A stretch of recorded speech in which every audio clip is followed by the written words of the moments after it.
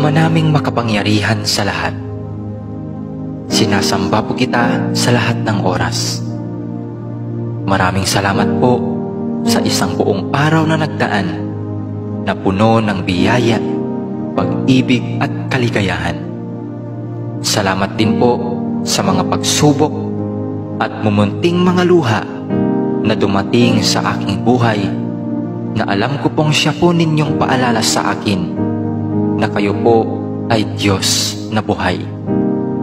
Maraming salamat po sa pagbabantay sa akin at sa aking pamilya at mga kaibigan sa loob ng maghapong ito, at sa paggabay sa amin sa mga pagsubok na aming nakasalamuha. Alam ko pong nariyan kayo sa aming tabi sa lahat ng oras upang kami ay bantayan at gabayan. Nagpapasalamat din po ako sa mga aral na aking natutunan sa inyo sa buong maghapong nakalipas. Ang lahat po ng ito ay aariin kong kayamanan at pipiliting isabuhay hanggang ako po'y may hininga. Panginoon ko't Diyos ko, patawarin naman po ninyo ako sa mga pagkakasalang nagawa ko, at sana'y mabigyan pa ninyo ako ng panahon upang makapagbagong buhay. Ako po'y nagsisisi sa aking mga pagsalangsang sa inyong mga utos. Patawarin din niyo ako sa mga pagtalikod na aking ginawa sa aking kapwa, at sa mga pagkukulang ko sa aking mga kaibigan at mga mahal sa buhay. Pinatatawad ko rin po sila sa kanilang mga kasalanan sa akin.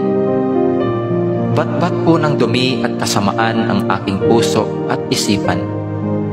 Naway linisin mo po ito ngayong magdamag at baguhin, upang bukas ng umaga ay magkaroon ako ng malakas na pananampalataya at panibagong buhay.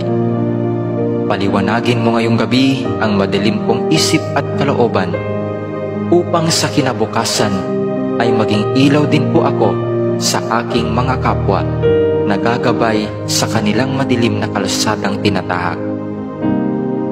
Gabayan din ninyo kami sa magdamag na ito at iligtas sa anumang panganib. Alam ko pong alam na ninyo ang aming mga pangangailangan sa araw-araw.